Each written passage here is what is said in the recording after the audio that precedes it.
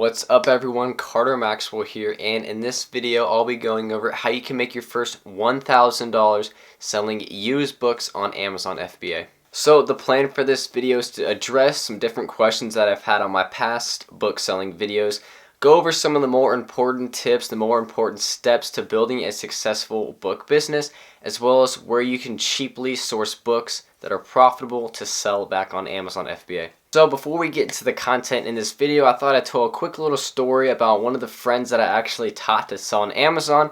He just let me know a couple days ago that he sold a book on Amazon for over $350, which is absolutely insane because I remember him working at the local grocery store for like $8 an hour. Now he's been selling books on Amazon for the past 3 or 4 months, I'd say, and he's been doing it part-time while still in high school. So that's the reason that I really like to push these book selling videos on Amazon and on YouTube, because anyone can do it. It doesn't matter if you're still in school, if you're in college, if you have a full-time job. You can do this book selling business at your own rate, at your own speed, and during your own time during the day. And whenever you sell a book on Amazon, Amazon is going to fulfill that book for you. So if you sell 10 books a day, 20 books a day, it doesn't matter. Amazon is going to do all the fulfillment for you. So that was a quick little story I thought I'd let you know right before we get into the content. Throughout this video, I'll be going over a few different steps that you should take in order to build a successful and profitable Amazon book business, where exactly you can source profitable used books, and various other helpful tips. So let's get right into it. Step 1, you're going to have to create your Amazon seller account. Now you have 2 different payment plans when it comes to creating your account: the individual seller plan and the professional seller plan. Now the only reason that you would want to do the professional seller plan is if you think you're going to sell over 40 items a month, and I personally think it's a good thing to start out with the professional seller plan, so it kind of motivates you to actually stick with the business and get up as many products as you can. Now if you're on a lower of a budget and you don't really want to make that $40 monthly payment, you can just do the individual seller plan, and it's going to be a 99-cent fee for each item that you sell. Now that you've signed up for your Amazon seller account, the next thing you're going to want to do is download the Amazon seller app, sign into the app, and then you're ready to go to start scanning books and see if they are profitable or not. And in the next step, I'm going to show you how exactly you should analyze books, see if there's enough profit to be made in these books, understand what a sales rank is, what a good sales rank is for a book, and how to determine the condition of a book. So to step 2, understanding what a sales rank is. So on Amazon, each individual product has its own sales rank based on how well and how often that individual product is selling. So the lower the sales rank that product has, the more often it's selling on Amazon. And when it comes to sales rank for books, I highly recommend that you stay under a 1 million sales rank, at least when you're starting out. Now you can go into some higher sales rank books if the profit's at least $20, $30, or $40 higher, and I'll show you a few examples of that a little bit later on in this video. Now when it comes to under 100,000 sales rank, under 50,000 sales rank, those could sell the day they check in an Amazon warehouse or sometime within that week, because under 100,000 sales rank, that book is most likely selling a few different times throughout the week. Now that you understand what a bestseller's rank is, you now need to understand how to price your books on Amazon. And for new sellers, a lot of them like to base the market price of that book based off what the lowest price is. And most times the lowest price for that book are going to be from merchant sellers. Now when you're using FBA, you are going to be competing against other FBA sellers. And FBA sellers tend to get higher price points, tend to sell their books for higher prices than what merchant sellers sell theirs for, because FBA products are going to be eligible for 2-day free shipping on Amazon. So people are going to be willing to pay a lot more. So make sure that when you're scanning books and you're trying to analyze the market price for that book, make sure you are looking at FBA prices and not the merchant fulfilled prices. Now, as an Amazon book seller, understanding the condition of a book is extremely important as a seller, because condition of the book plays a big role in where exactly you're going to price your book. Obviously, the better condition of the book, the higher price point you're going to be able to sell it for. Now, a quick example right here. When you go to a lot of different library sales and stuff like that, you're going to run in X library books. As you can see, there's usually like a sticker right here, and then there's a sticker on the back. And usually there's something maybe inside where there's another as well. When it comes to X library books, I never put them a condition over very good. I mean, they're only usually good or acceptable. So when it comes to X library books, you just can't really get away with very good. I mean, you could, but think of it in the sense as, what if you're buying a very good book on Amazon and you get it and it's some ex-library book with a bunch of stickers on the front, a bunch of writing and stickers on the side. Like, are you going to be happy with that? So when it comes to being like a seller on Amazon, you have to be able to determine the different condition notes of a book. Now, luckily as an Amazon seller, you actually have 5 different condition notes that you can choose from for your books. You have acceptable, good, very good, like new, and new. So 5 different conditions that you can pick from. Now, don't be the seller that lies about the condition of the book. If a book has some folded pages, or maybe if there's some markings in it, and you think you can get away with very good condition or like new condition, well, the worst case scenario is someone can go and order that book that's very good or like new condition. They get that book and they're not satisfied with the condition of their book. Maybe there's something that's folded in the book, maybe there's some writing inside of it, and then they're going to result in leaving you a negative feedback on your seller account, which is going to hurt your metrics. It's going to hurt your chance of winning the buy box for future books. So you just really don't want to mess around with different sellers, making sellers unhappy. So make sure that you're honest when it comes to putting the condition for your book. So step number 3 is going to be sourcing your books. Now, there are a ton of different locations and places that you can source books from. If it be garage sales, thrift stores, book sales, or even around your house. They're great ways to source books, and you can usually get them pretty cheaply, around anywhere from an average buy cost of around $1 to $3. So within this step, I'm going to break down some of the more popular places that you can go to source books and how exactly you can scale your book business by going to these certain places and buying in bulk. The first place that you can source books from are going to be garage sales. Now, garage sales are a great way to get books for an extremely low buy cost, because all prices at garage sales are usually negotiable. So if you can bundle a couple of books together or a couple of different items together, usually you can get your buy cost anywhere under $1 or 50 cents. Now, when it comes to garage sales, I mean, they're hit or miss. Some garage sales are going to have like 50 books. It's going to be a nice collection. And some garage sales, there might not be any books. It's kind of a hit or miss.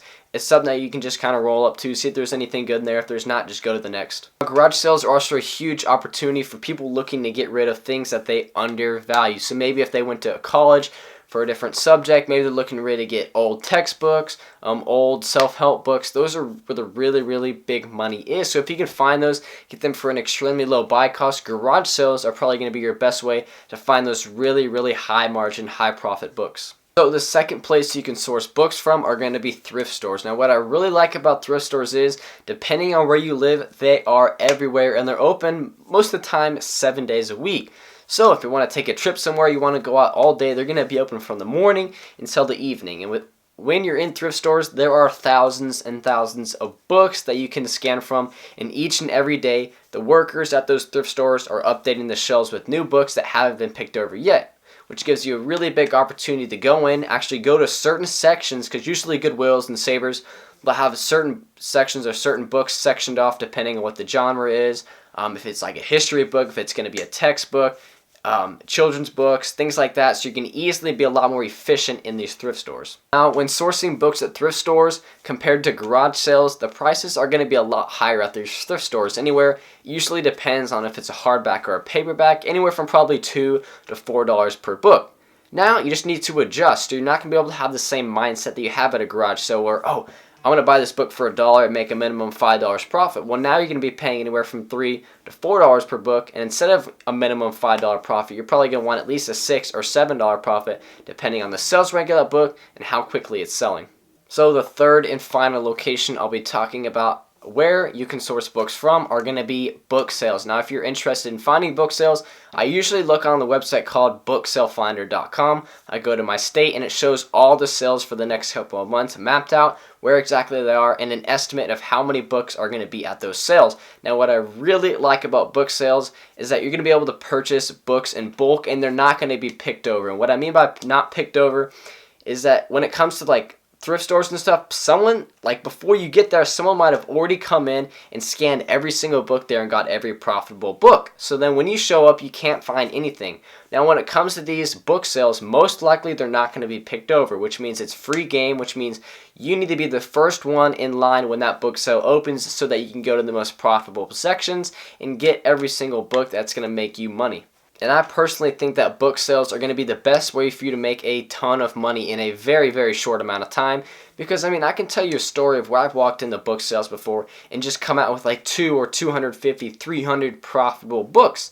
And let's just say each of those books are making me $5 profit. I just walked in, probably spent anywhere from around $200 to $300, probably just say an average of a $1 buy cost per book. And if I'm making at least anywhere from $5 to $10 profit per book, I mean, that's anywhere from $2,000 to $3,000 profit from that one haul, depending on how long it took me. Even if it took me a couple hours, I'm in the same location, I'm buying in bulk, and when you're buying in bulk at these book sales, usually you can negotiate and get a bulk discount, or sometimes on the different sites, they'll have different sales on the last day, like maybe a fill a bag sale for $5, well, they give you like a grocery bag, and if you can fit as many books in that bag as you can for $5. So maybe instead of paying $1 per book, you can fit $10 into that bag and you're only paying $5, which make your buy cost per book 50 cents.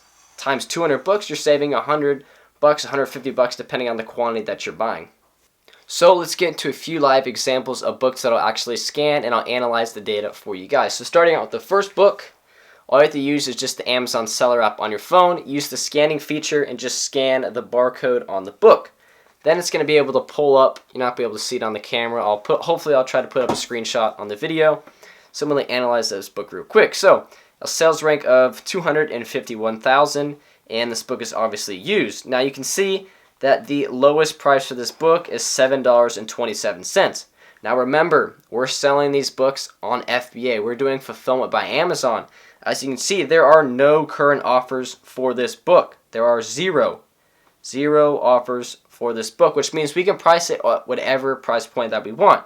So now that I'm scrolling through and looking at some of the different price points, it quickly shoots up to about $14 for very good condition. So now that we can price it at whatever we want, there's no sellers selling at FBA, I would probably price this book around $14.99. Even though the lowest price is $7.27, that's for a merchant seller. Our products are eligible for 2-day prime shipping, and people will pay a lot more money to be able to have that 2-day prime shipping feature. So most likely with no other sellers, even if it's a good condition, because this was the book that had some library stickers on it, so I wouldn't list it over good condition. Other than that, so at good condition, I'd price it at $14.99. So let's go to the next book. Let's see. All right, let's use this let's use this one right here. So this is going to be a higher sales rank book, I think. Yeah, so this one is a 2 million sales rank. Obviously, it's a Christmas book, so it's probably not going to sell at Christmas time. But the lowest price, FBA, is $69.88, which is a very, very high price point. Now, even though the rank is super high, like I mentioned, you should stand at a 1 million sales rank. Well, the only time that you should be going over a 1 million sales rank is if your profit is increasing. So usually when I go over a 1 million sales rank, I'm at least looking for a $20, $30, $40 profit per book. And a book selling around $70, I mean, this is a smaller book. I'm not sure what the storage fees would be. Probably anywhere from 5 cents, 10 cents a month. So even if this book did not sell till Christmas, this is the month of February right now. So if it took 10 months for it to sell, and let's just say at the max it's costing 10 cents per month for this book to be stored at Amazon, we're paying $1 in storage fees. Let's just say we paid $1 for the book, so our total buy cost is $2. If we're selling it for $70, let's put it into our Amazon calculator. $70, we're going to be making $55 minus the $2 we paid for it. So we're going to be making $53 in profit. Even though it took 10 months to sell, it doesn't matter because we bought it for $1. Storage fees added up, and it's still $1, so $2 buy cost. Even if it does take 10 months to sell, we'll still be able to make $53 in profit on it. So on to step 4, once you understand the sales rank, how to competitively price your book, how to determine the condition of your book, and where you can source books from, once you've built up a profitable collection of anywhere from 30, 40, 50, 100 profitable books, now it's time to create your Amazon seller shipment. So now that you have all your profitable books ready to go, you're going to have to individually enter each one into your shipping plan. So let's just say you have 100 books. You're going to have to take each book, put it into your shipping plan, choose the condition of the book, do some research to see what would be the best price point to competitively price your book on Amazon, and then you're going to enter it into the shipping plan.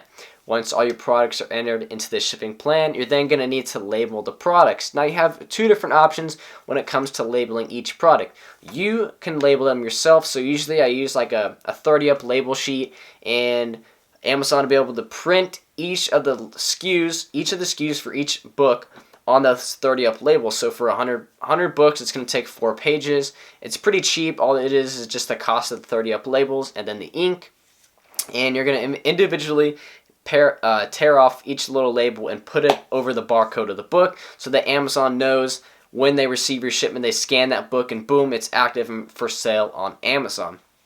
Now the second option is to have Amazon do that for you. Now they are going to charge you a small fee of 20 cents per book. So I mean 100 books times 20 cents. It's not going to be too much compared to if you were actually go through the process, have to order 100 sheets of 30-up labels. So when it comes down to it, it's really your choice. I mean, are you willing to pay an extra 20 cents to skip that process and have Amazon label them for you? It's really all up to you. Now, once all your books are labeled, or if you're going to have Amazon label them, you're going to have to pack them accordingly to where Amazon wants you to send certain books to certain warehouses. Now, Amazon is usually going to split it into 3 different shipments is what I've usually seen when selling books. So if I have 100 books, one location is going to have probably 2/3 of it, so probably like 66 of the books are going to go to one location, probably like 20 to another, then 10 to another. There is a setting on Amazon where you can actually change it. It's in the inventory placement section, and you can actually have it default to have you send all your books to one location. So instead of having to make a few different boxes to send to different locations, you can just make one big box or 3 big boxes and have them send to one warehouse location, which can save you a little bit of time when it comes to processing and building it.